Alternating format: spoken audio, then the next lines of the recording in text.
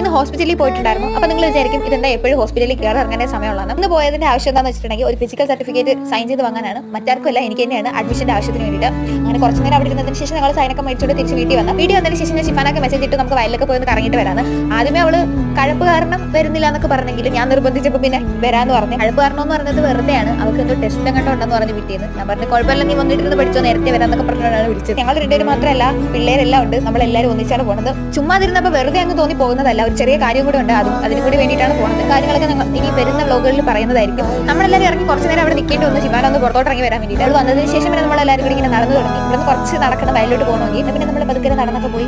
പോണ വഴിയൊക്കെ സൂപ്പറാണ്. രണ്ട് സൈഡിലും മരങ്ങളും പിന്നെ ഇറക്കവും, അതുകൊണ്ട് തന്നെ അങ്ങോട്ട് പോകാൻ വലിയ ബുദ്ധിമുട്ടൊന്നുമില്ല. പക്ഷേ തിരിച്ചു വരുമ്പോൾ നമ്മൾ ഈ തേരി കയറണം എന്നുള്ളത് ഒരു ടാസ്ക് തന്നെയാണ്. അങ്ങനെ ഞങ്ങൾ ഉദ്ദേശിച്ച സ്ഥലം ഇവിടെ എത്തിയിട്ടുണ്ട്. ഞങ്ങൾ ഉദ്ദേശിച്ച സ്ഥലം ഇതാണ്. ഇതിന്റെ ഒരു സൈഡ് ഇതേ കണക്ക് മരങ്ങളും അപ്പുറത്തെ സൈഡിലെ വയലും അങ്ങനെയാണ്. ഇനി അവിടെ ചെന്നിട്ടുള്ള വിശേഷങ്ങളൊക്കെ അടുത്ത വ്ലോഗിൽ പറയാം. അപ്പോൾ തൽക്കാലം ഇവിടെ ചെന്നിട്ട് വീഡിയോ ഇഷ്ടപ്പെട്ടാൽ ലൈക്ക് ചെയ്യുക, ഷെയർ ചെയ്യുക, സബ്സ്ക്രൈബ് ചെയ്യുക.